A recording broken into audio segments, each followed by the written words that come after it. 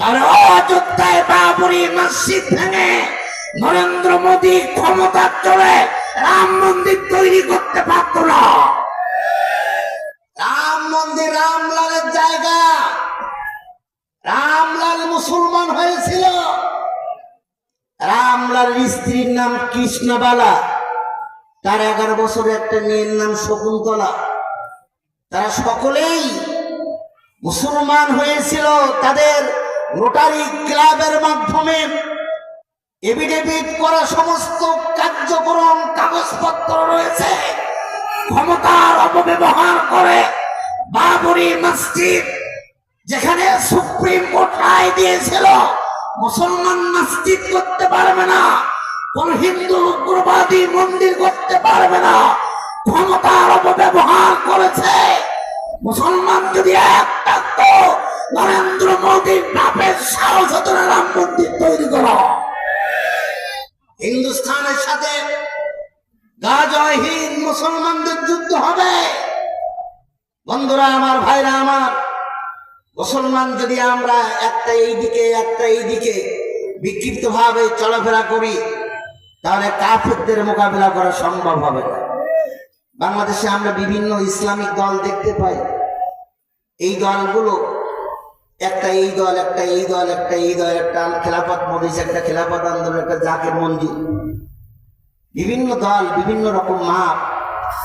দিন কায়েমের ক্ষেত্রে সকলেই যদি ওয়াতাসিমু বিহাবলিল্লাহি জামিয়া এগিয়ে আসতে ইসলামের দিকে, আঙ্গুলগুলোর মাথা দেখেন সব এক জায়গায়, দিন কায়েম করা সহজ হয়ে যেত। টাঙ্গাইল থেকে দেখে নি passenger and goods for place to another by bus in the Dhaka. ঢাকার উদ্দেশ্যে বাস যাচ্ছে। টাঙ্গাইল থেকে ঢাকায় যাইতে পারবে, সিরাজগঞ্জ থেকে ঢাকা যাইতে পারবে, গাইবান্ধার থেকে ঢাকায় যাইতে পারবে, নরসিংদীর থেকে ঢাকা যাইতে পারবে। সকলের উদ্দেশ্য গন্তব্য হচ্ছে ঢাকায় পৌঁছানো। প্রত্যেকটি ইসলামিক দলের উদ্দেশ্য হচ্ছে জান্নাতে পৌঁছানো। এই জন্য মেহেরবানি করে মিলেমিশে থাকতে হবে। দিন কায়েমের ক্ষেত্রে কোন রকম দূরত্ব বজায় রেখে চললে পরে দিন কায়েম হওয়া সম্ভব নয়। সরলত্ব শুনলাম, এবার শানুজুর এটা শুনি। রাসূল করিম সাল্লাল্লাহু আলাইহি ওয়াসাল্লামের সাহাবীরা কনফিউশনের মধ্যে ছিল, কোন আমলটি করলে পরে আমরা আল্লাহ তাআলার কাছে আমাদের রোল নম্বর 1 হয়, আমরা golden A+ pi, golden A+ এর ছাত্র হয়ে যেতে পারি। নেকির ক্ষেত্রে কম্পিটিশন। সাহাবীদের সাথে রাস্তায় দেখা হলে পরে জিজ্ঞাসা করতো, ভাই তুমি আজকে রাত্রিতে কয় রাকাত তাহাজ্জুদের নামাজ আদায় করেছো? 12 রাকাত। আগামীকাল আমার 20 রাকাত পড়া দরকার। আর আমরা সেই নবীর উম্মত, রাস্তায় দেখা হলে, ভাই আপনার ব্যবসার অবস্থা কি, চাকরির অবস্থা কি, ঘিরে মাছ পড়েছে কয় কেজি, ধান কয়শো তো মন হয়েছে, ছেলে কি আন্তর্জাতিক ম্যাচে চান্স পেয়েছে, ছেলে কি বিশেষ ক্যাডার হয়েছে, ছেলে কোন দেশে চাকরি করে। মানে দুনিয়ায় প্রতিযোগিতা। আর সাহাবীদের প্রতিযোগিতা ছিল পরকালের প্রতিযোগিতা। বন্ধুরা আমার, ভাইরা আমার, ওই কবরে যেতে হবে সবাইকে। There is no difference between man and man. আল্লাহ তাআলার কাছে কি নিয়ে আমরা দাঁড়াবো? সাহাবীরা যখন বিক্ষিপ্ত ভাবে চিন্তা ভাবনা করতেছিল, দৌড়দৌড়ি করতেছিল, শানুজুল বলতেছে, কোন আমলটি করলে পরে আল্লাহ তাআলার কাছে আমরা সবচেয়ে প্রিয় বান্দা হয়ে যেতে পারবো? মহান রব্বুল আলামিন মুহাম্মদ হারগিজ না গুপ্তা, তা না গুপ্তা জিবরাইল হারগিজ না গুপ্তা, তা না গুপ্তা রব জলিল। জিবরাইলের মাধ্যমে সূরাতুস সাফের 4 নম্বর আয়াতে কারিমা নবীজির সামনে এনে উপস্থাপন করে দিলে আল্লাহর নবীজি সাহাবীদেরকে কাছে ডাকলেন। সূরাতুস সাফ 4 নম্বর আয়াতে কারিমা তেলাওয়াত করে সাহাবীদের শোনাই দিলেন। সাহাবীদের মাদার ল্যাঙ্গুয়েজ, মাতৃভাষা আদমি আরবি, তারা সহজেই বুঝতে পারলো কোন আমলটি করলে পরে আল্লাহ তাআলার কাছে আমরা সবচেয়ে প্রিয় বান্দা হয়ে যাব। এখন বান্দা হতে গেলে পরে তাদের আগের কাজ কি? মানুষ হতে হবে। প্রথমে কি হতে হবে? বান্দা। এ তো অনেক পরের কথা। বান্দা কি করলে বান্দা হয়? ফালিয়াবুদু রাব্ব হাযাল বাইত, ওই ঘরের মালিকের ইবাদত করো। বাংলাদেশে যারা বিভিন্ন ডিপার্টমেন্টে চাকরি করেন, এই যে উপজেলা নির্বাহী অফিসার, তার অধীনে যারা চাকরি করেন, এই চাকরির ক্ষেত্রে তাদের একটা অফিস রয়েছে। ডেপুটি কমিশনার ডিসি সাহেবের একটা অফিস রয়েছে, পুলিশ সুপার তার একটা অফিস রয়েছে। সুতরাং মুসলমানদের একটা অফিস রয়েছে। ফালিয়াবুদু রাব্ব হাযাল বাইত, এই ঘরের মালিকের ইবাদত করি। বলেন তো ইবাদত করি ঘরটার নাম কি? It is most tragedy function. এর চাইতে লজ্জাজনক ব্যাপার কি হতে পারে? আপনারা কোন মাটির সন্তান জানেন? এই ঐতিহ্যবাহী টাঙ্গাইল জেলার কৃতি সন্তান। বাংলাদেশের 64 ডিস্ট্রিক্ট ইন বাংলাদেশ, 56,000 বর্গ মাইল, 64 জেলার মধ্যে টাঙ্গাইলের কৃতি সন্তান টাঙ্গাইলকে পৃথিবীর প্রত্যেকটি পরতে পরতে পরিচয় ঘটাই দিয়েছে জীবন্ত কোরআন হাফেজ তাকরীর। সারা পৃথিবী টাঙ্গাইল জেলাকে চেনে। টাঙ্গাইল জেলার মানুষ যদি নামাজ আদায় করেন, ঘরটার নাম মসজিদ বলেন, এর চাইতে লজ্জার দুঃখ কি হতে পারে? মুসলমানদের দলিল হলো কোরআন। এই জমিটা আমার জমি, জমির বিরুদ্ধে যদি কোনো ডিসপুট পড়ে, অভিযোগ পড়ে, তাহলে জমির কাগজ সম্পর্কে যিনি ভালো বোঝেন তার কাছে আমরা দৌড় বেড়ে যাই। তো মূলত 3 কারণে জমি থাকে: দলিল, দখল, দাখিল। কোনটাই হাফসান নাই। আপনি মুসলমান, আপনার দলিল হলো কোরআন। আপনি কথা বলবেন, কোরআনে সেটা থাকতে হবে।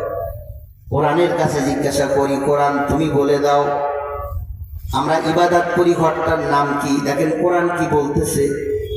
আল্লাহর কোরআন বলতেছে, সুবহানাল্লাযী আসরা বিআবদিহি লাইলাম মিনাল মাসজিদিল হারাম, লাইলাম মিনাল মাসজিদিল হারাম ইলাল মাসজিদিল আকসা। কোরআনে কি মসজিদ ডেজিগনেশন করা হলো না মসজিদ বলা হলো?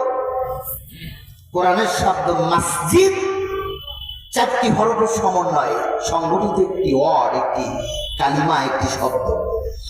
মসজিদ না বলে ইমাম সহকারে এনিওয়ান ম্যান এনিহাউ, একজন ব্যক্তি যদি একবার বলতে পারেন, কমপক্ষে 40খানা নেকির মালিক হয়ে যাবে। আপনাদের এটা পৌরসভা, এখানে মেয়র সাহেব তো রয়েছেন, আমাদের প্রেসিডেন্ট সাহেব, মাননীয় সভাপতি মহোদয়। তো মেয়র নির্বাচনে অংশগ্রহণ করে 4-5 জন হতে পারে, পাশ করেন একজন, নিকটতম প্রতিদ্বন্দ্বী মানে সেকেন্ড পজিশনে যদি থাকেন, তারা যদি 1টা ভোট কম থাকে, সম্মানিত মেয়রের চেয়ারে কি ভোটাটা সম্ভব হবে?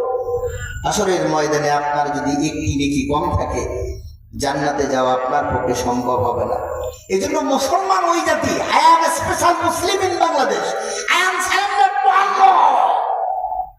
মুসলমান ওই জাতি, মুসলমান চলাফেরা করবে, মুসলমান লেনদেন করবে, মুসলমান ব্যবসা বাণিজ্য করবে, মুসলমান আত্মীয়তা করবে যেখানে নেকি কামাই করতে পারে, যেখানে নেকি উপার্জন করতে পারে, যেখানে নেকি সংগ্রহ করতে পারে। মুসলমান চায়ের দোকানে বসে উমুক নিয়ে এই করেছে, গীবত করে। নামাজ কালাম পরে যতটুকু ইবাদত হয়েছে, যার বিরুদ্ধে গীবত করলো তাকে দিয়ে দিল। যে লোকটা দিয়ে দিল তার জীবনে তো গুনাহ আছে, আর আমার ওই ভাইয়ের গুনাহ আমার আমল নামায় যোগ হয়ে গেল, অ্যাড হয়ে গেল। এখন নিজের পাপ নিজে বইতে পারি না, নিজের পাপ আরেকজনের পাপ। গীবত করার কারণে কি হলো? আপনারা অবশ্যই জ্ঞানী মানুষ, বুঝতে পারতেছে। তাহলে মসজিদ কার নেকির দরকার না, সে মসজিদ বলবে। আমি মুসলমান, আমার নেকির দরকার, আমি মসজিদ বলবো। আজকে থেকে আমি কি বলবো? মসজিদ বলবো। You can tell my, I can challenge any one time, any one subject, you can not your father. আমি চ্যালেঞ্জ করলাম। ভুল বলতেছি বলুন, আপনাদের এরকম মনে হচ্ছে? মসজিদ বলবেন। কি বলবেন আপনারা? বলেন তো মুসলমান আজকের দিনটার নাম কি?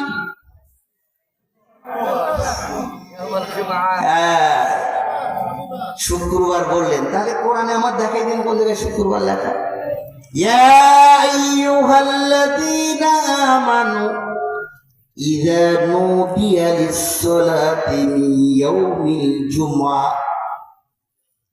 ইয়াউমিল জুমআর মধ্যে 9খানা হরফ আছে। একবার যদি ঈমান সহকারে উচ্চারণ করতে পারি 90খানা নেকির মালিক হয়ে যাবে। শুক্রবার যদি 1 কোটি বারও বলেন একটাও নেকি হবে। তাহলে আপনি মুসলমান, আপনার নেকি মনে হয় দরকার না। যদি নেকির দরকার হয় আজকের থেকে, এখন থেকে আপনি বলবেন ইয়াউমিল জুমআ। বন্ধুরা আমার, ভাইরা আমার, জানতে হবে কোরআনটা কি। এই সম্পর্কে যদি একটা কথা বলে আমরা সংক্ষিপ্ত আকারে মূল আলোচনায় চলে যাব ইনশাআল্লাহ। কোরআনটা কি? কোরআন হচ্ছে আকাশের নিচে সবচেয়ে গ্রেটফুল, পাওয়ারফুল, সুপারলিটিভ উৎকৃষ্ট জায়গা হলো মসজিদ। আর যত জগৎ রয়েছে সমস্ত জগতের সবচেয়ে সম্মানিত জায়গা বাল হুয়া কুরআনুম মাজিদুন ফি লাওহিম মাহফুজ, লাওহে মাহফুজ। এখন আমাদের জানতে হবে লাওহে মাহফুজ এত সম্মানিত, এত দামি জায়গা কেন, কি জন্য, কোন কারণে হলো? 30 পারা কোরআনে কারীম লাওহে মাহফুজে লিখিত আকারে আছে। আকাশের নিচে জমিনের উপরে কেবল মাত্র 11 বছরের হাফিজে কোরআন 18 বছর ধরে 97 লক্ষ ইট কেটেছিল। বয়স তাদের 11 কেন, 12 বছর ক্রস করলে পরে পাপ হবে। নিষ্পাপ হাত দিয়ে ইট কেটেছিল। বাবরি মসজিদের প্রধান গেট থেকে নিয়ে সমস্ত মসজিদের ওয়ালে দেওয়ালে মহান রব্বুল আলামিনের কালামে রাব্বানি কনক্রিট করে খোদাই করে করে লেখা ছিল আল্লাহু আকবার। সেই বাবরি মসজিদ ভেঙে দেওয়ার পরে ইন্ডিয়ার একটা জায়গার নাম ঘটকপুকুর, যে সরকারের আমলে ভাঙা হয়েছিল তার নাম নরসিংহ রাও।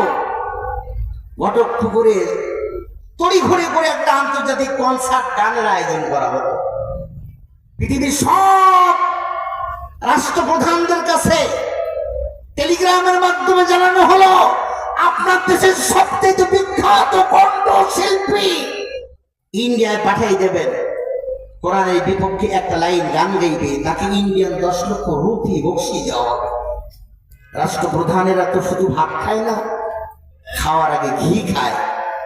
আর ঘি এটা হচ্ছে দুধের সাবস্টেন্স। এটা খাইলে পরে মাথার মধ্যে যে মিউকাস মেমব্রেন এর ঘনত্ব বেশি হয়, তার মেধা শক্তি যত বিকশিত হয়, বেশি হয়। তারা জিজ্ঞাসা করলো নরেন্দ্র মোদী, তারা জিজ্ঞাসা করলো নরসিংহ রাও, তোমার মতলব কি হয়, তোমার উদ্দেশ্য কি? মুসলমানদের ইবাদতের জায়গা বাবরি মসজিদ ঐতিহাসিক বাবরি মসজিদ ভেঙে দিয়ে তুমি গানের আয়োজন করতে, আনন্দ করতে চাও, তোমার উদ্দেশ্য কি?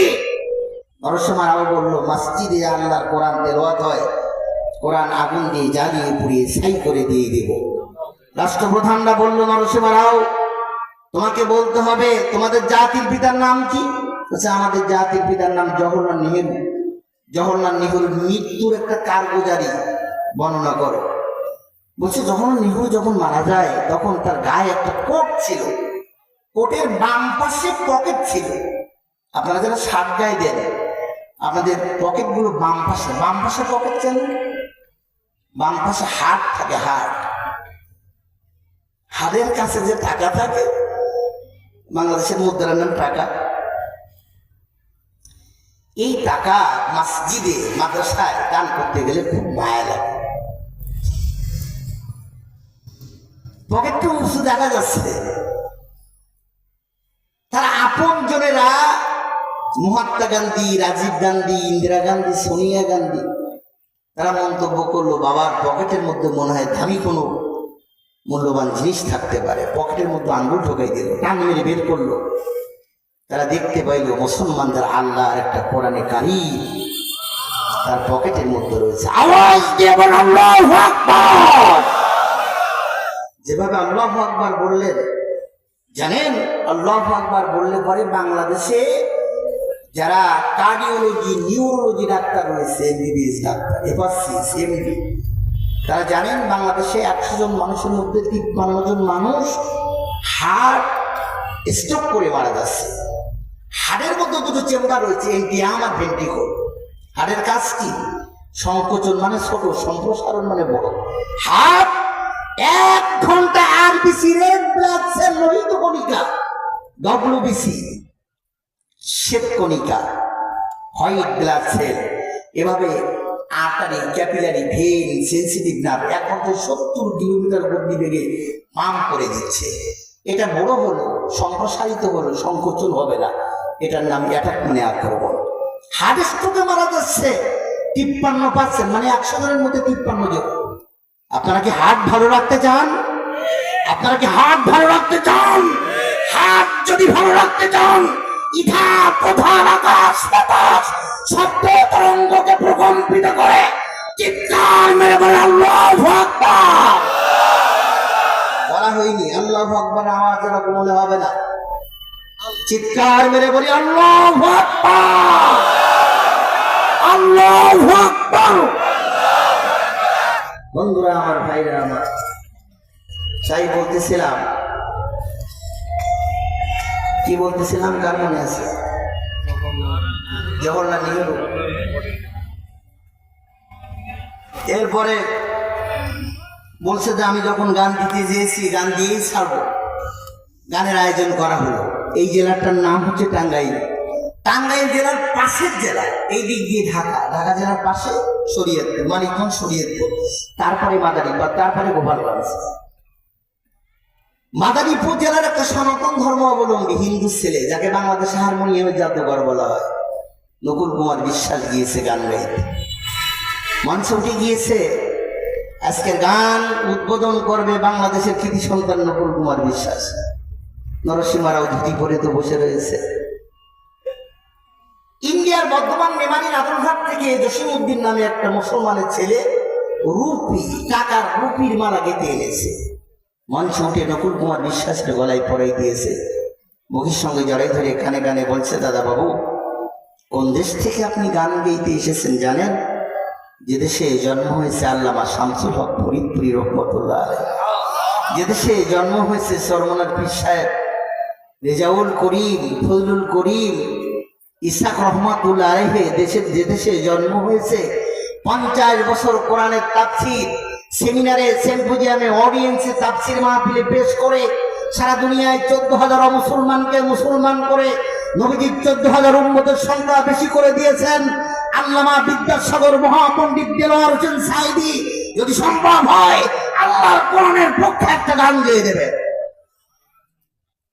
নকুল কুমার বিশ্বাস সেদিন গান গেয়ে দিয়েছিল কোরআনের পক্ষে। গান শুনে নরসিংহ রাও উল্টে পড়ে গিয়েছিল। এখন যদি উল্টে যায় কত কিছু দেখা যায়। কান ধরে বলেছিল, নকুল তুমি গান গেয়ে সারা জীবনের ভেঙে দিয়েছো আমার সব ভুল। যতদিন বেঁচে থাকবো কোরআনের দুঃখে আর কথা বলবো।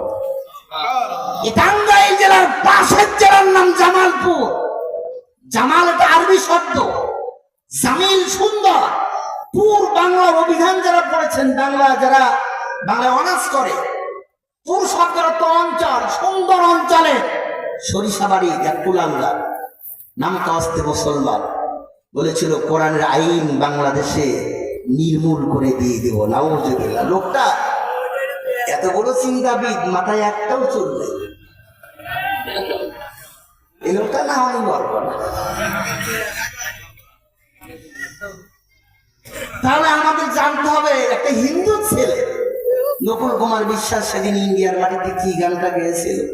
হিন্দুস্তানে একটা লাইন গাই, বয়স আমার 79 বছর। 79 বছরে গান গাওয়ার মতো বয়স, সেই কণ্ঠ কি আমার এখন আর আছে? পঞ্চগড়ের থেকে আমি অনেক দূরের থেকে জার্নি করে এসেছি, সারাদিন ঘুমাইনি, খাইনি, গোসল করিনি, এখন তো খুব কষ্ট হচ্ছে। তারপরও বলি একটা লাইন, যদি আগুন লেগে ধ্বংস হয় পৃথিবীর সব বইয়ের দোকান, তবু বিশ্ব থেকে হারাবে না পবিত্র কোরআন। কেমন করে পড়বে কোরআন? আগুনের ওই তেজ আছে বিশ্ব জুড়ে হাজার হাজার কোরআনের হাফিজ। বাংলাদেশে শুধু 57 লক্ষ কোরআনের হাফেজ আছে। আজকে দুটি ছেলের মাথায় সম্মানিত পাগড়ি, বরকতের পাগড়ি পরাইয়া তাদের সম্মানিত করা হয়েছে। পৃথিবীর সবচেয়ে উঁচু বিল্ডিং 253 তলা বিল্ডিং। আর হাফেজ সাহেবদেরকে আল্লাহ পাক নাম ধরে কাছে ডাকবে, হাফেজ সাহেবেরা এধার নেও, আমার কোরআনে কারীম কতটুকু ইয়াদ রয়েছে তোমাদের, তেলাওয়াত শুরু করো। একটা করে আয়াতে কারিমা তেলাওয়াত শোনাতে পারবা, আমি একতলা জান্নাতের বিল্ডিং এর মালিকানা দান করে দেব। হাফেজ সাহেবরা সবচেয়ে ধনী না? ওদেরকে 6000, এটাকে আপনারা রানা প্লাজা মনে করেছেন? বিএনপির লোকেরা ধাক্কা দেবে আর যেই ভেঙে বল। মানুষ কয় বোতল মদ খাইতে পরে এইসব কথা বলতে পারে? বিল্ডিং ধাক্কা দিয়ে ফেলাতে পারে মানুষ? আল্লাহ আল্লাহ, তুমি মানুষের সুস্থ জ্ঞান দাও। বন্ধুরা আমার, ভাইরা আমার, সেই অবাক করা কথা। আমি তো গানটা আরেকটা লাইন গাইলে মনে হয় ভালো হতো, আরেকটা লাইন এগিয়ে গেলে মনে হয় ভালো হতো। আরেকবার প্লে করি। যদি আগুন লেগে ধ্বংস হয় পৃথিবীর সব বইয়ের দোকান, তবু বিশ্ব থেকে হারাবে না পবিত্র কোরআন। কেমন করে পড়বে কোরআন? আগুনের ওই তেজ আছে বিশ্ব জুড়ে অগণিত কোরআনের হাফিজ। তারা একত্রিত কইরা আসমানি গ্রন্থ আল কোরআন বাঁচাবে ইসলামের মান, তবু বিশ্ব থেকে হারাবে না পবিত্র কোরআন। পাকিস্তানের জিয়া মূল্য বিমান দুর্ঘটনায় ভাই, ওই বিমানে একটি কোরআন ছিল, কোরআন পুরি নাই। ও কোরআন যেমন ছিল তেমন আছে, এখনো হয়নি ম্লান, তবু বিশ্ব থেকে হারাবে না পবিত্র কোরআন। মাগো আমি পড়বো না আর হাট্টি মাটিম টিম, মাদ্রাসাতে পড়বো আমি আলিফ লাম আর মিম। বন্ধুরা আমার, ভাইরা আমার, তাই বলতেছিলাম যে কোরআনে কারীম লাউহে মাহফুজে থাকার কারণে লাউহে মাহফুজের এত দাম হয়েছে। বলেন তো সবচেয়ে শ্রেষ্ঠ নবীর নাম কি? কোরআন থেকে বলতে হবে, আমি তো বাংলায় শুনলে তো বুঝবো না। ইন্নাকা লামিনাল মুরসালিন সাইয়্যিদুল মুরসালিন ইমামুল মুরসালিন মা কুনতা তাকুলু মাহাজার রাজুল হাযা নবিয়ুনা মুহাম্মাদুর রাসূলুল্লাহ সাল্লাল্লাহু আলাইহি ওয়াসাল্লাম। আমাদের নবী কেন, কি জন্য, কোন কারণে তিনি নবীদের সর্দার হলেন? কোরআনে কারীম 23 বছরে 24,000 বার জিবরাইল কখনো ওহী নিয়ে এসেছেন, কখনো ওহী ছাড়াও এসেছেন। এই প্রশ্ন পৌঁছে দেওয়ার কারণে কোরআনে কারীমের জন্য আমাদের নবীকে ইমামুল মুরসালিন, নবীদের ইমাম ঘোষণা করা হয়েছে। বলেন তো শ্রেষ্ঠ ফেরেশতার নাম কি? সাইয়্যিদুল মালায়েকা, ইমামুল মালায়েকা, মালায়েকাতুল মালায়েকা, জিবরিল আমিন, রুহুল আমিন। শক্তির কারণে শ্রেষ্ঠ ফেরেশতা যদি নির্বাচন করা হতো, মালাকুল মউতকে শ্রেষ্ঠত্ব দেওয়া হতো। তার কারণ আজরাইল তো জিবরাইলের জান কবজ করবে না, না না না না। আল্লাহ তাআলার নিকট থেকে কোরআনের বার্তা নবীজির নিকট পৌঁছে দিয়েছেন। পবিত্র কালামে মাজিদের এতটুকু খেদমত করার কারণে আল্লাহ তাআলা জিবরাইলকে ফেরেশতাদের কমান্ডার ঘোষণা করে দিয়েছে। শ্রেষ্ঠ মাসের নাম কি? কোরআন থেকে শোনেন, শাহরু রমাদান আল্লাযী উনজিলা ফীহিল কুরআন। এই মাসে 70টি ইবাদত, রমজান মুবারকের মাত্র একটি ইবাদত। রমজান মুবারক এত দামি হলো কেন? উনজিলা অবতীর্ণ হয়েছিল, ফীহি হাই জমিরের মাদ্দা, এই শাহরু রমাদান। রমজান মুবারকে কোরআনে কারীম অবতীর্ণ হবার কারণে রমজানের দাম বেশি হয়ে গিয়েছে। ঐতিহ্যবাহী টাঙ্গাইল জেলাবাসী, ঘাটাইলের মুসলমান, ঘাটাইলে এই যে টাইম, এই যে অক্ত, এই যে পিরিয়ড, এই যে সময়, এখন রাত না এখন দিন, শ্রেষ্ঠ রাতের নাম কি? কোরআন থেকে শুনি, লাইলাতুল কদরি খায়রুম মিন আলফি শাহর। শ্রেষ্ঠ রাত হচ্ছে কদরের রাত। কদরের রাত কি পরিমাণ শ্রেষ্ঠ? খায়রুম মানে উত্তম, মিন মানে হতে থেকে, আলফুন মানে হাজার, শাহরুন মানে মাস। হাজার মাসের চাইতেও একটা রাতের দাম বেশি। হাজার মাস 12 মাসে যদি 1 বছর হয়, 83 বছর 4 মাস। বাংলাদেশের গড় আয়ু মনে হয় মাত্র 60 বছর। শ্রেষ্ঠ কাঠের নাম কি?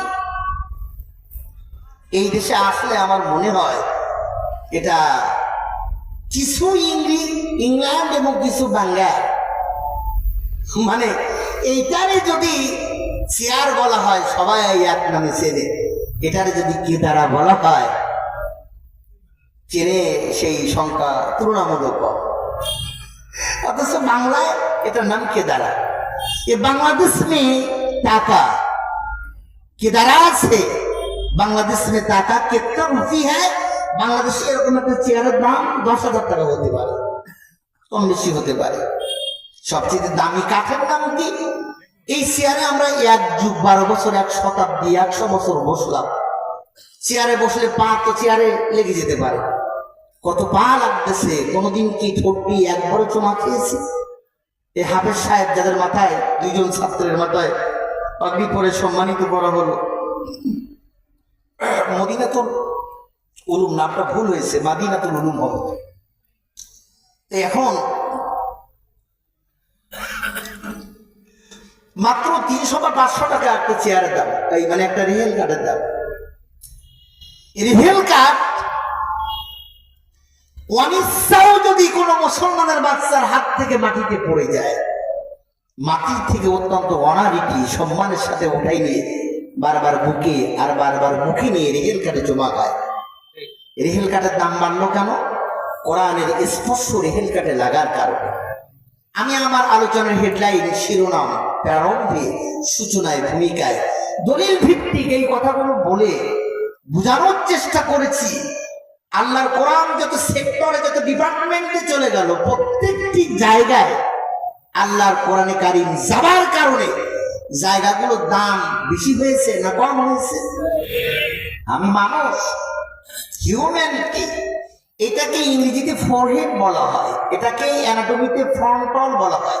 এখান থেকে নিয়ে মাথার চুল থেকে নিয়ে পায়নক পর্যন্ত প্রত্যেকটি ক্ষেত্রে যদি কোরআন মাফিক আমি চলতে পারতাম, তাহলে আমার ব্যক্তিগত জীবন, আমার পারিবারিক জীবন, আমার সামাজিক জীবন, আমার অর্থনৈতিক জীবন, আমার রাজনৈতিক জীবন, আমার পররাষ্ট্রনৈতিক জীবন, আমার অর্থনৈতিক জীবন, প্রত্যেকটা জীবন যদি আমি কোরআনের সেক্টর মাফিক চলতে পারতাম, আকাশের নিচে, জমিনের উপরে আমার সেই উত্তম মানুষ আর কেউ হতে পারতাম না। আমি হতাম কোরআনের মানুষ। আমাদের প্রত্যেকের তো কোরআনের মানুষ হওয়া দরকার। কথাটা বলি খুব সহজে ঠিক, কিন্তু বাস্তবতা অনেক। বন্ধুরা আমার, ভাইরা আমার, তাই বান্দাবান্দি সবথেকে আল্লাহ পাকের নিকটতম বান্দাবান্দি হতে গেলে মানুষ হতে হবে। আর মানুষ হতে গেলে কি করতে হবে? কোরআনের কাছ থেকে শিখে নেই। কোরআন বলতেছে, আর রহমানু আল্লামাল কুরআন খলাকাল ইনসানা আল্লামাহুল বায়ান। দয়াময় আল্লাহ তাআলা বলতেছেন, আমি প্রথমে কোরআন শিক্ষা দিয়েছি, নেক্সট তারপরে মানুষ সৃষ্টি করেছি, তারপরে মানুষের ভাষা শিক্ষা দিয়েছি। আল্লাহ তাআলা এই কথা বলেন নাই আর রহমানু খলাকাল ইনসানা আল্লামাল কোরআন, আমি প্রথমে মানুষ সৃষ্টি করার পরে তারপরে মানুষের কোরআন শিখিয়েছি। আল্লাহ পাক এটা বলেন নাই। আল্লাহ তাআলা বললেন আর রহমানু আল্লামাল কোরআন, প্রথমে কোরআন শিখিয়েছি, খলাকাল ইনসান, তারপরে মানুষ বানিয়েছি। এখন মুরগি যদি না থাকে, ডিম আনবে কোথা থেকে? আগে তো মুরগি, তারপরে না হয় ডিম। আল্লাহ পাক কি বললেন? যে আমি প্রথমে কোরআন শিক্ষা দিয়েছি, তারপরে মানুষ সৃষ্টি করেছি। তাই তো নাকি? কথাটা কেমন একটা কথা, কেমন একটা কথা। পৃথিবীতে সমস্ত দুনিয়ার মধ্যে যত তাফসীর রয়েছে, তাফসীরে কাবীরের মধ্যে আল্লামা ফখরুদ্দিন রাজি রহমাতুল্লাহ আলাইহি সূরা আর রহমানের প্রথম যে আয়াতে কারিমার বর্ণনা এভাবে করেছেন, দুনিয়ার মানুষ শোনো, উটির পেটে উটির বাচ্চা হয়, ঘোড়ার পেটে ঘোড়ার বাচ্চা হয়, ভেড়ার পেটে ভেড়ার বাচ্চা হয়, ছাগলের পেটে ছাগলের বাচ্চা হয়, মানুষের পেটে মানুষের বাচ্চা হয় না। তুমি যদি তোমার নামটা মানুষের খাতায় তালিকাভুক্ত করতে চাও, তুমি যদি তোমার নামটা মানুষের খাতায় লিস্টেড করতে চাও, তোমার জীবনের প্রথমে আল্লাহর কোরআন শিখতে হবে। কোরআনের শিক্ষা ছাড়া তুমি মানুষ হতে পারবা না। কোরআন শিখলাম, এখন আমি মানুষ হলাম, ম্যান ফর ম্যান। মানুষের জন্য মানুষের দরকার, মানুষের জন্য মেডিকেল সায়েন্সের দরকার, মানুষের জন্য উপজেলা নির্বাহী অফিসার দরকার, মানুষের জন্য মেয়রের দরকার, মানুষের জন্য চেয়ারম্যান দরকার, মানুষের জন্য কাউন্সিলর দরকার, মানুষের জন্য ইঞ্জিনিয়ার দরকার, মানুষের জন্য জুয়েট ডুয়েট হুইট, এইগুলো সব দরকার। তাহলে মানুষকে আগে মানুষ হতে হবে, আর মানুষকে মানুষ হতে গেলে পরে আগে কোরআন শিখতে হবে। কোরআন শিক্ষার কারখানা মাদিনাতুল উলুম মাদ্রাসা, কোরআন শিক্ষার ফ্যাক্টরি। বন্ধুরা আমার, ভাইরা আমার, এখন কোরআনে কারিমে কি শিখানো হলো? আলহামদুলিল্লাহি রাব্বিল আলামিন, সমস্ত প্রশংসা আল্লাহ তাআলার জন্য, এটা শেখানো হলো। আরেকটা শিক্ষায় শেখানো হলো হাট্টিম হাট্টিম ডিম, তারা মাঠে পারে ডিম, তাদের খাড়া দুটো শিং, তারা হাট্টিম হাট্টিম ডিম। এখন এটা শেখানো হলো। এই শিখানো তারা শিক্ষক। শিক্ষক বাংলায় তালবস্যায় রশ্মি খিও ক, তালবস্যায় এর ব্যাস বাক্য হচ্ছে শিষ্টাচার, খিও এর পূর্ণাঙ্গ ব্যাস বাক্য হচ্ছে ক্ষমতাপরায়ণ, ক এর প্রথম এর ব্যাস বাক্য হচ্ছে কর্তব্যপরায়ণ। এটাকে ইংরেজিতে টিচার বলা হয়। টিচারের প্রথম লেটার হচ্ছে টি, টি এর ব্যাস বাক্য হলো ট্রুথফুলনেস, সত্যবাদিতা। Did the passion not a disease, similar similibus currenter, সমসাদৃশ্য শক্তির যিনি চিকিৎসক, তার নাম ক্রিশ্চিয়ান স্যামুয়েল হ্যানিম্যান। তিনি বললেন তিনি শিক্ষক হবেন যিনি জীবনে কোনোদিন রহস্য করেও একটা মিথ্যা কথা বলেন নাই। এখন হাট্টিম হাট্টিম টিম, মাঠে পারে ডিম, এই কথাটা সত্য কথা না মিথ্যা কথা? হযরত আলী রাদিয়াল্লাহু তাআলা আনহু, যারা সম্পর্কে নবীজি বললেন আনা মাদিনাতুল ইলম ওয়া আলিহুম বাবুহা, আমি নবী হলাম ইলমের শহর, আর আলী হচ্ছে ইলমের শহরের দরজা। সেই আলী রাদিয়াল্লাহু তাআলা আনহু মসজিদে নববীর মধ্যে মাগরিবের নামাজের সময় একটা পা ঢুকাই দিয়েছেন, আরেকটা পা মসজিদ নববীর বাইরে নিকটটায়। এমন সময় একজন ইহুদি প্রশ্ন করলেন, হযরত আলী, তুমি যদি বলে দিতে পারো কোন কোন প্রাণী বাচ্চা দেয় আর কোন কোন প্রাণী ডিম দেয়, এই মুহূর্তে ইমানের মধুমাখা কলেমা পড়ে আমি মুসলমান হয়ে যাব। হযরত আলী রাদিয়াল্লাহু তাআলা আনহু তিনি বললেন, যে প্রাণীর কানগুলো বাইরে থেকে দেখা যায় এই প্রাণীগুলো বাচ্চা দেয়, আর যে প্রাণীর কান দেখা যায় না এইগুলো ডিম দেয়, আর যাদের শিং আছে তারা বাচ্চা দেয়। তাহলে কবি যে বললেন হাট্টিম হাট্টিম ডিম, তারা মাঠে পারে ডিম, এই কথাটা সত্য কথা না মিথ্যা কথা? এই কথা সত্য না মিথ্যা? এই মিথ্যা শিক্ষা জীবনের প্রথমে শিখলে তার ভবিষ্যৎ রেজাল্ট ফলাফলটা কি হয়? প্রাইমারি স্কুল পার হয়ে প্রাইমারি স্কুলে মিথ্যা শিক্ষার কারণে বসাবসি নিয়ে ধাক্কাধাক্কি হতো, এটা পার হয়ে সেকেন্ডারি স্কুল, মাধ্যমিক বিদ্যালয়, যারা হাই স্কুল টিচার রয়েছেন তারা ভালো জানেন, ছাত্ররা বক্সিং মারে, চড় মারে, কিল মারে। এবার মাধ্যমিক শিক্ষা পেরিয়ে যখন কলেজে গেল তখন সেকেন্ড ইয়ার, এবার কলেজ শিক্ষা পার হয়ে যখন বিশ্ববিদ্যালয়ে গেল তখন পিস্তল, তখন গ্রেনেড, তখন ককটেল। লেখাপড়ার মান যত ইমপ্রুভ হয়েছে, শিক্ষা যত বেশি হয়েছে, অমানুষ তত বেশি হয়েছে। তার কারণ তার গোড়ায় মিথ্যা শিক্ষা। মিথ্যা শিক্ষা গ্রহণ করলে একটা রেজাল্ট পাইলাম, আরেকটা রেজাল্ট কি? মিথ্যা শিক্ষা গ্রহণ করে এই মিথ্যা শিক্ষার সার্টিফিকেট সরকারের কাছে অনেক দামি, তারা বিশেষ ক্যাডার হয়, তারা পিএইচডি করে, তারা বড় বড় বিশ্ববিদ্যালয়ের লেকচারার হয়, তারা বন কর্মকর্তা হয়, তারা বাংলাদেশ ব্যাংকের ডিজেম হয়, জিএম হয়, এজিএম হয়, তারা মা আর আব্বাকে বৃদ্ধাশ্রমে রেখে আসে। আমি চ্যালেঞ্জ করলাম, বাংলাদেশে 37,000 মাদ্রাসা, বাংলাদেশে 3.5 লক্ষ মসজিদ, মসজিদের ইমামদের বেতন হয়তো 50,000 টাকা অনারিয়া মাসে হতে পারে, সামান্য টাকা ইনকাম। মসজিদের ইমাম সাহেব, একজন ইমামের মা আর আব্বা কি বৃদ্ধাশ্রমে আছে? তার কারণ জীবনের প্রথমে এরা সত্য শিক্ষা গ্রহণ করেছে, এজন্য কম টাকায় ইনকাম। মা আব্বাকে এক জায়গায় নিয়ে ডাউল ভাত খায়, তারপরে মা আব্বাকে বৃদ্ধাশ্রমে রেখে আসেন। আমার কথাগুলো আপনাদের বুঝতেছেন কিনা জানি না। আমার কথা ভাষা বুঝতে কোনো সমস্যা হচ্ছে? বন্ধুরা আমার, ভাইরা আমার, তারপরে কি দেখলাম, বৃদ্ধাশ্রমে ওটা বাদ দিলাম। এবার সবচেয়ে বাংলাদেশের বড় বিদ্যাপীঠ ঢাকা বিশ্ববিদ্যালয়, ঢাকা বিশ্ববিদ্যালয়ের ছাত্রগুলো অনেক সময় ভাইস চ্যান্সেলরকে ঘরের মধ্যে অবরুদ্ধ করে ফেলে, ভাইস চ্যান্সেলরকে কিল চর ঘুষি মারে। ভাইস চ্যান্সেলর বলতে থাকে আমাকে মারো কেন? মিথ্যা শিক্ষা গ্রহণ করার উপহার দিয়ে দিচ্ছি তোমারে। আমরা যারা দারুল উলুম দেওবন্দ মাদ্রাসা থেকে আমি হাফিজি পড়েছি, আমি মাওলানা দাওরা হাদিস পাস করেছি, ক্যালকাটা বিশ্ববিদ্যালয় থেকে আমি টাইটেল করেছি, আমি ইফতার করেছি, আমি BSS bachelor of social science করেছি, আমি আমার জীবনে বিএসসি এমএস পাস করেছি। এত লেখাপড়া করেও আমি আমার শিক্ষকদের যখন দেখি, তখন পায়ের তলা পর্যন্ত সুন্দর করে পানি দিয়ে ধৌত করে দিয়ে দেয়। তার কারণ কি? আমার জীবনের প্রথম শিক্ষা হচ্ছে সত্য শিক্ষা। সত্য শিক্ষা বনাম অসত্য শিক্ষা, মিথ্যা শিক্ষা করলে তার ফলাফল, তার রেজাল্টটা আমি বলে দিয়ে গেলাম।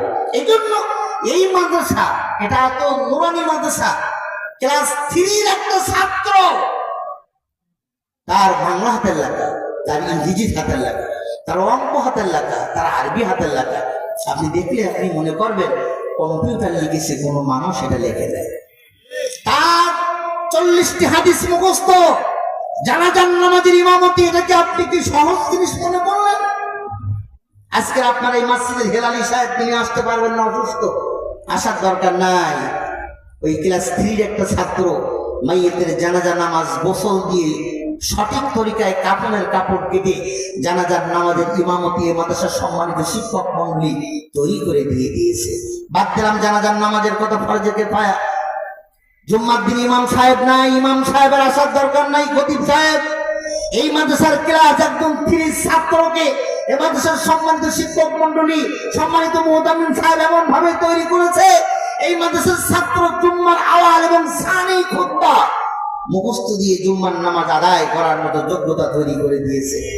এখন জুম্মার দিন যে আপনি দেখতে পেলেন আপনার ছেলে ইমামতি করতেছে, আপনি আপনার কলেজে কি পরিমাণ তৃপ্তি, কি পরিমাণ শান্তি লাগবে আপনি বলেন?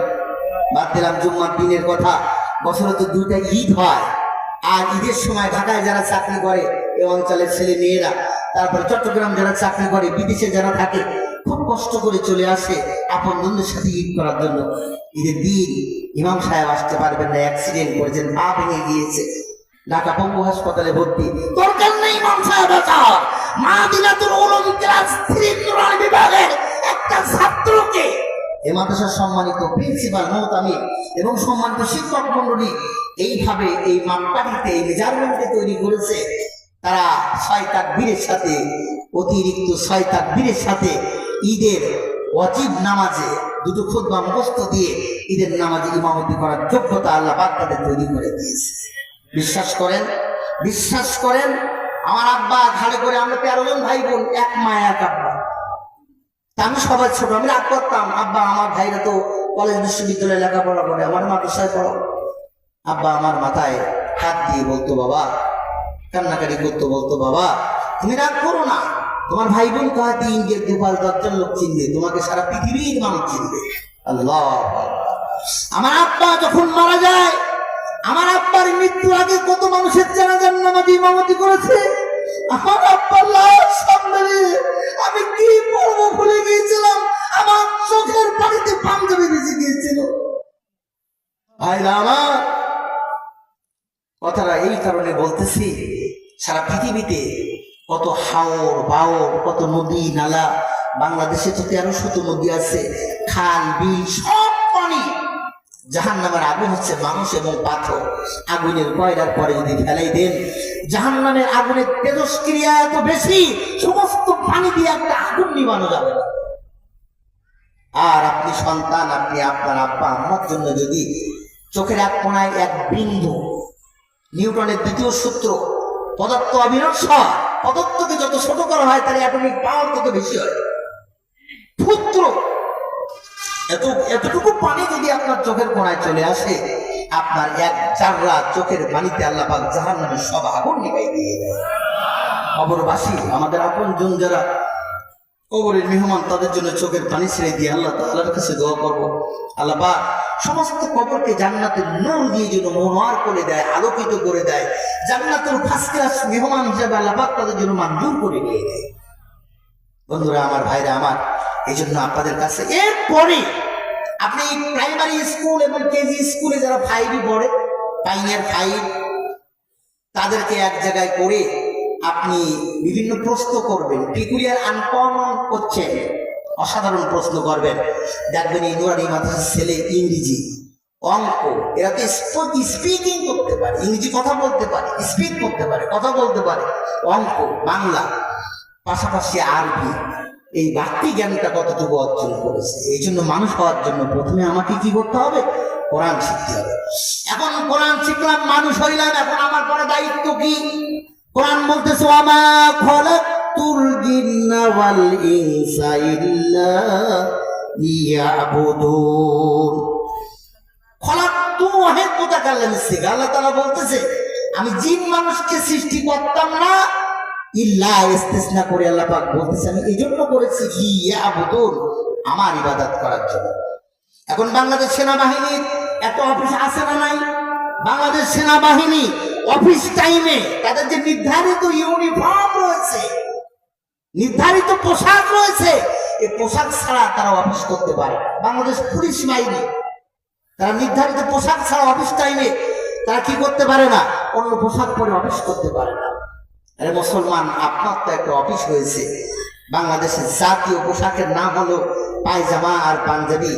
আজকের মসজিদে জুম্মার নামাজে দেখি কোন মুসলমান গেঞ্জি গায়ে দিয়ে যায়, কোন মুসলমান ফতোয়া গায়ে দিয়ে যায়, কোন মুসলমান গামছা গায়ে দিয়ে যায়।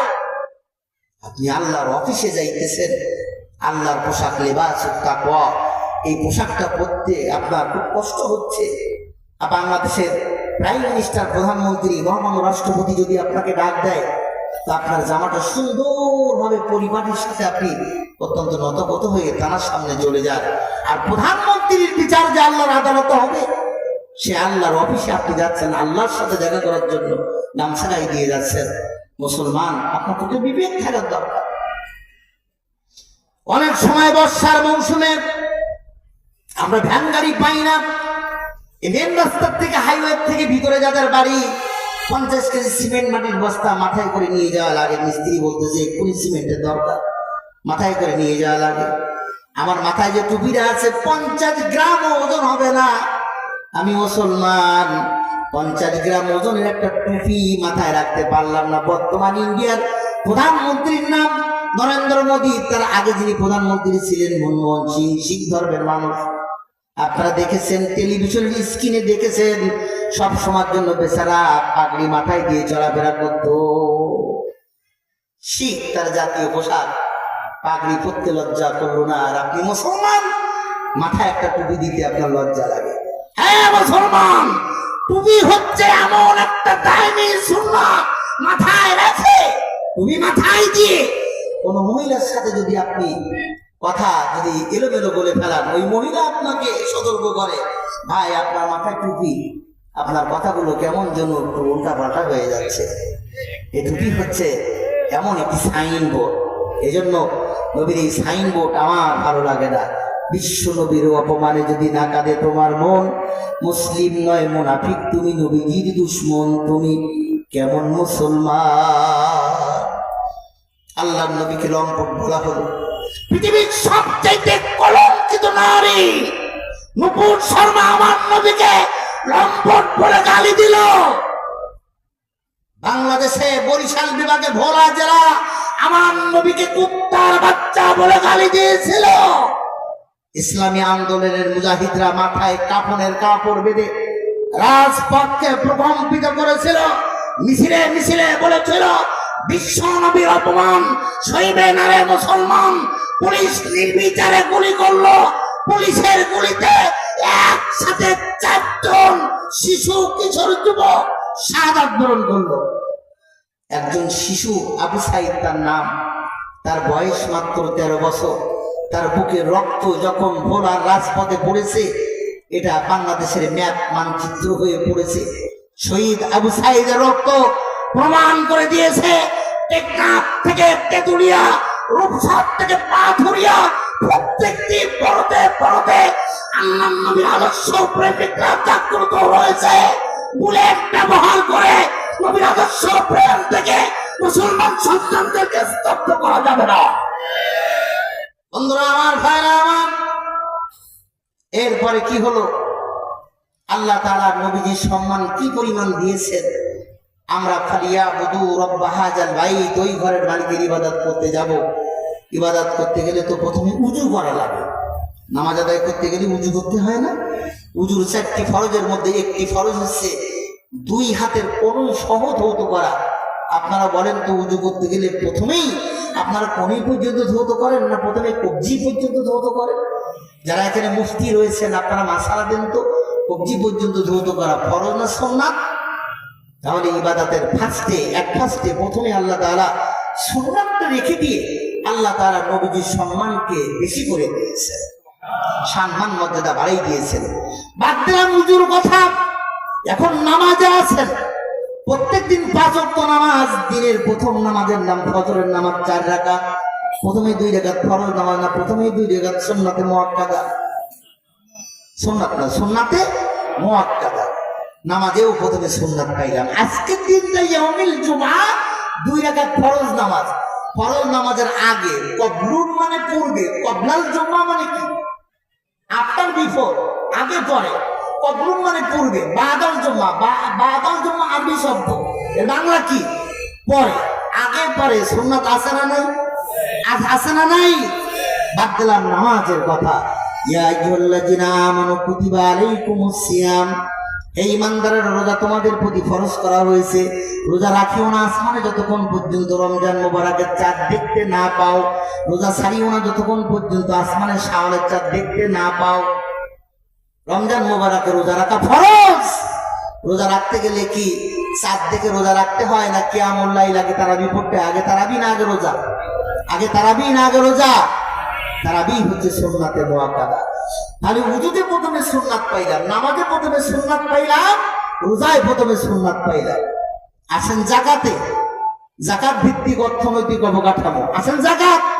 জাকাত হচ্ছে 365 দিনে 1 বছর নয়। জাকাত হচ্ছে 365 দিন 6 মাস, ইংরেজি বছর 1 বছর নয়। জাকাত হবে 354 দিনে 1 বছর। 354 দিন যার অধীনে সম্পদ থাকবে, সাহেবের নেশাবের মালিক হবে, তারপরে জাকাত 100 টাকায় 2.5 টাকা হারে তাকে জাকাত দিতে হবে। এখন জাকাত দিতে গেলে পরে কত টাকায় কত টাকা জাকাত দিবেন, জাকাতের অর্থটা হিসাব করে নেওয়া হলো সুন্নাত। কত টাকায় কত টাকা জাকাত হবে, জাকাতের অর্থ কি হিসাব করে নেওয়া কি সুন্নাত। বাদ দিলাম জাকাতের কথা। আসেন জিহাদ। জিহাদ জিহাদ চাই, জিহাদ করে বাঁচতে চাই। বর্তমান সমস্ত দুনিয়ার দিকে তাকালে পরে জিহাদ তো ফরজ আইন হয়ে গিয়েছে। আমাদের বাবরি মসজিদ ভেঙে রাম মন্দির তৈরি করেছে, আর তো বসে থাকা যায় না। জিহাদ করতে গেলেই জিহাদের ময়দানে যে আপনি জীবনটাকে দিয়ে শহীদ হয়ে যাবেন, ইসলাম এই কথা বলে নাই। মুজাহিদকে ট্রেনিং নিতে হবে। আর ট্রেনিং কিভাবে? দি সোর্ড অফ ইসলাম, ইসলামের তরবারি পরিচালনা করবে। এই ট্রেনিংটা, প্রশিক্ষণটা গ্রহণ করা সুন্নাত। তাহলে প্রত্যেকটি ইবাদতের প্রথমে আমরা সুন্নাত ইবাদত পাইলাম। এই মাদিনাতুল উলুম নুরানি হাফিজিয়া মাদ্রাসার ছাত্রগুলো এদের মাথার চুল থেকে নিয়ে পান্ডব পর্যন্ত একটা একটা করে আপনারা চিরুনি অভিযান করেন তো, ওদের মাথার চুল থেকে নিয়ে পান্ডব পর্যন্ত সুন্নাত তো দূরের কথা, একটা মুস্তাহাবের পর্যন্ত খিলাফ পাইবেন না। তাহলে এখানে সুন্নাত শিক্ষার একটা ফ্যাক্টরি। এখানে মানুষ তৈরি করার একটা ফ্যাক্টরি, কোরআনের মাদ্রাসা। কিছু বলবেন? আলহামদুলিল্লাহ। আমি মনে হয় আপনাদের বেশি কষ্ট দিয়ে ফেলাচ্ছি, এই জন্য সুন্নাত না মানলে উম্মত হওয়া যাবে না। বর্তমান যে ইন্ডিয়া নরেন্দ্র মোদী, তার মুখে দাঁড়িয়ে আছে না নাই? তার মুখে দাঁড়িয়ে আছে না নাই? দাঁড়িয়ে রাখা অবস্থায় তো তিনি আমেরিকাতে গিয়েছেন। দেখেছেন না ডোনাল্ড ট্রাম্পের সাথে তার কথা হয়েছে? আপনারা দেখেছেন না? আমরা অনেক মুসলমান আমাদের মুখে দাঁড়িয়ে রাখে। দাঁড়িয়ে রাখে কি শুধু সুন্নাত না, দায়মি সুন্নাত। ইখতিলাফ রয়েছে ওয়াজিব। দাঁড়িয়ে রাখা হচ্ছে ইব্রাহিম আলাইহিস সালামের দায়মি সুন্নাত। আমি মুসলমান এখনো দাঁড়িয়ে রাখতে পারলাম না। বন্ধুরা আমার, ভাইরা আমার, বাদ দিলাম এই কথাগুলো, এবার আসল কথায় চলে আসি। রাসূল কারীম সাল্লাল্লাহু আলাইহি ওয়াসাল্লাম মাগরিবের নামাজ আদায় করার জন্য কাবা ঘরে চলে গেলেন। যে দেখতে পেলেন কাবা ঘর তালা মেরে দেওয়া। কাবা ঘরের ভিতরের দিকে তাকাই দেখলেন ওসমান বিন তালহা নামে একজন যুবক কাবা ঘরের চাবি গুলো হাতে করে নিয়ে হাঁটাহাঁটি করছে। আল্লাহর নবীজি বলেন, ওসমান বিন তালহা, কাবা ঘরের তালাটা খুলে দাও, আমি এসেছি ইবাদত করার জন্য। ওসমান বিন তালহা মাথা উঁচু করে নবীজির চেহারা মোবারকের দিকে তাকায় হাওমাও করে কান্নাকাটি করলেন। কান্নাকাটি করে বললেন, ইয়া মুহাম্মদ বিন আব্দুল্লাহ, কাবা ঘরের মধ্যে দুনিয়ার সব মানুষ প্রবেশ করতে পারবে। Admission going on in this Kaaba. শুধুমাত্র তোমার জন্য 144 ধারা জারি করেছে আমাদের নেতা আবু জেহেল। তুমি এই কাবা ঘরের মধ্যে প্রবেশ করতে পারবা না। আল্লাহর নবী কাবা ঘরের সামনে যারা হজ করতে গিয়েছেন, মাতা আল্লাহু আকবার বলে সিজদায় পড়ে গেলেন। আর আবু জেহেল উটের পচা দুর্গন্ধযুক্ত নালি ভরে এনে নবীজির মাথা মুবারকে চাপিয়ে কষ্ট দিচ্ছে, দুনিয়ার থেকে মেরে ফেলার জন্য ষড়যন্ত্র করতেছে। বন্ধুরা আমার, ভাইরা আমার, ইসলামের সাথে বেয়াদবি করবেন না। আপনি শুধু হেরে যাবেন তা না, আপনি হারিয়েও যাইবেন। আবু জেহেল কাফের, আবু তালেবও কাফের। এই দুই কাফেরের মধ্যে পার্থক্য কি বলেন তো? আবু তালেবও জাহান্নামে যাইবে, আবু জেহেলও জাহান্নামে যাইবে। আবু জেহেল নবীর সাথে খারাপ ব্যবহার করার কারণে, খারাপ আচরণ করার কারণে, there is no difference between man and man। বাংলাদেশে হিন্দু, বৌদ্ধ, খ্রিস্টান, চাকমা, মারমা, সাঁওতাল, মণিপুরি, যত ধর্মের মানুষ বাস করে না কেন, কোন ধর্মের মানুষের মধ্যে একটা বাচ্চার নাম আবু জেহেল লিখেছে, আপনি আমাকে দেখাতে পারবেন? আল্লাহর নবী আল্লাহ পাকের সাক্ষাতে হাজিরা দিয়েছেন 1500 বছর পার হয়ে গিয়েছে। 1500 বছর পরে এখনো পর্যন্ত হিন্দু, বৌদ্ধ, খ্রিস্টান ওদের কথা বাদ দেই, মুসলমানের অনেক ছেলের নাম আবু তালেব আছে। আবু তালেব তো একটা কাফের, আবু তালেব তো জাহান্নামে যাবে। আবু তালেবের নামে কেন মুসলমান নাম রাখে? আবু তালেব যদিও ইসলাম নামক দৌলত গ্রহণ করতে পারে নাই, ঈমান নামক দৌলত যদিও গ্রহণ করতে পারে নাই, সেটা তার ব্যক্তিগত ব্যর্থতা হতে পারে। আলীও ছোট, নবীও ছোট। আলীকে রাখতেন বিছানায়, আল্লাহর নবীকে, হযরতে আল্লাহর নবীকে আবু তালেব রাখতে সিনার পরে, বুকের পরে। নবীজির স্কিন, চামড়ার স্পর্শ আবু তালেবের শরীরে যত জায়গায় লেগেছে, তত জায়গায় জাহান্নামের আগুন স্পর্শ করবে না। বাংলাদেশে একটা সাবান রয়েছে 570, বাংলাদেশে একটা 570 সাবান রয়েছে। 570 সাবান কোম্পানির মালিককে জিজ্ঞাসা করা হলো, আপনার সাবানের নাম 570 দিলেন কেন? সাবান কোম্পানির মালিক বলতেছে, আমার নবীজি 570 খ্রিস্টাব্দে দুনিয়াতে আগমন করেছিলেন। নবীজির ভালোবাসায় আমি সাবানে 570 মনোগ্রাম করেছি। সাংবাদিকরা বলল, 570 নবীজির জন্ম তারিখ সাবানে মনোগ্রাম করে আপনার জীবনের সফলতা কি, আপনার লাভ কি? সাবান ফ্যাক্টরি মালিক বলতেছে, সোনার মূল্য স্বর্ণকারে বোঝে, লোহার মূল্য বোঝে কামারে, আর পায়খানার মূল্য বোঝে সুইবারে। সাংবাদিক, তোমরা এর মর্ম কি বুঝবা? বলছে, নবীর জন্ম তারিখ সাবানে মনোগ্রাম করার কারণে 1 সপ্তাহ অতিবাহিত হলো। এই সময়ের মধ্যে ফার্সিতে জেহেল বলা হয়। 40 বার ঈমান সহকারে আমি দ্বীনের নবীকে স্বপ্নে দেখেছি। সাবান ফ্যাক্টরি মালিক বলতেছে, আমার উদ্দেশ্য ছিল মানুষের জামা কাপড় পরিষ্কার করবে সাবান দিয়ে, নবীর জন্ম তারিখটা জামা কাপড়ে লেগে যাবে, এই জামা কাপড় গুলো ওয়াশ করবে, ধৌত করবে, সানলাইট সূর্যের আলোতে তাপে এটা ড্রাই শুকাবে, এটা গায়ে ব্যবহার করবে, চামড়ায় রয়েছে sunscreen, dermis, epidermis, capillary, artery, vein, sensitive nerve, এই সংবহন তন্ত্র, এগুলোর ভিতর দিয়ে হৃৎপিণ্ডে নবীজির মহব্বত, প্রেম, ভালোবাসা তৈরি হয়ে যাবে। এই উদ্দেশ্য নিয়ে নবীর জন্ম তারিখ আমি সাবানে প্রোগ্রাম করে দিয়েছি। আল্লাহর ঘর হচ্ছে মসজিদ, আল্লাহর বন্ধুর ঘর হলো মাদ্রাসা। মাদ্রাসায় এলেম অর্জন করব আর মসজিদে সাপ্লাই করব। ওখানে যদি এলেম শিক্ষা না করতে পারি তাহলে মসজিদে যেয়ে আমরা কি করে ইমামতি করবো? ইমামতি করতে গেলে তো জ্ঞানের দরকার। আল্লাহর নবী পাহাড়ের উপরে নবীজির একজন সাহাবী, সাহাবীর নাম হচ্ছে আরকাম। সাহাবীর বাড়ি, নবীজি সাহাবীদেরকে কোরআনের ট্রেনিং দিতেন, কোরআনের মাদ্রাসা নবীজি পাহাড়ের উপরে প্রথম করলেন। সাহাবীর নাম আরকাম। আল্লাহ নবী ওই সাহাবীর বাড়ির নাম রাখলেন দারুল আরকাম। কি নাম রাখলেন? দারুল আরকাম, আরকামের বাড়ি। বন্ধুরা আমার, ভাইরা আমার, এই জন্য মেহেরবানি করে আসেন, আমি আমার সন্তানটাকে কোরআনের শিক্ষা, অন্তত নামাজ আদায় করতে গেলে পরে এখানে অনেক আলেম চেহারায় মনে হচ্ছে আলহামদুলিল্লাহি রাব্বিল আলামিন, হাই ভর্তি। এর অর্থ হচ্ছে সমস্ত প্রশংসা আল্লাহ তাআলার জন্য। আর হায় হাওয়াজ দিয়ে যদি আপনি পড়েন, এর অর্থ হবে সমস্ত নাবাকি, ময়লা, আবর্জনা, দুর্গন্ধ আল্লাহ তাআলার জন্য কুফরি কালাম, নাউজুবিল্লাহ। এজন্য জমি সংক্রান্ত, দলিল সংক্রান্ত ব্যাপারে যে লোকটা ভালো জানে, বোঝে, তার কাছে আমি দলিলের ব্যাপারে বারবার যাই। নামাজ সংক্রান্ত ব্যাপারে আমি ইমাম সাহেবের কাছে কয়বার গিয়েছি। দেখেন তো ইমাম সাহেব, মুয়াজ্জিন সাহেব, আমার সূরা ফাতিহা তিলাওয়াত ঠিক আছে কিনা, দেখেন তো আমার তাহিয়াতু তাশাহুদ ঠিক আছে কিনা, দোয়া কুনুত ঠিক আছে কিনা, দুরূদ ইব্রাহিম, দোয়া মাসুরা ঠিক আছে কিনা, আমার তাসবিহ গুলো ঠিক আছে কিনা। কমপক্ষে সূরা ফাতিহা সহ 5টা সূরা তো আমার জানা দরকার আছে না নাই? প্রত্যেক দিনের ভিতরে 10টা করে মিনিট একটা করে মাসালা শিখি, তাহলে অনেক শিখতে পারবো। দুনিয়ার মানুষ, আপনারা যারা জেনারেল লাইনে লেখাপড়া করেছে, Einstein, Galileo, James, Socrates, Hippocrates, Newton, প্রত্যেকটি মহামনীষী তারা বলেছে রিড রিড রিড, পড়ো পড়ো পড়ো। জাবালে নূরে, এরা পর্বতের গুহায় আমার আল্লাহ প্রথম যে শব্দটা অবতীর্ণ করেছেন, ইকরা, পড়ো। আল্লাহ পাকও পড়তে বললেন। এখন জিব্রাইল এসে নবীজিকে জড়াই ধরে বলল, জিব্রাইল বলতেছে পড়ো পড়ো, বললেই নবীজি পড়লেন না। আর আমরা নবীজির উম্মাত। উম্মাত মানে কি? উম্মাত মানে কি? মামাদাল উম্মাত। উম্মাত মানে হচ্ছে অনুসারী, অনুকারী। অনুসারী, অনুকারী কারে বলা হয়? নবীজি যেটা করেছেন, নবীজি আমাদের আইকন, নবীজি আমাদের আইডল। নবীজি যেভাবে খেয়েছেন ওইভাবে আমরা খাইবো, নবীজি যেভাবে পড়েছেন ওইভাবে আমরা পড়বো। এখন নবীজি কোন ভাবে পড়েছেন আর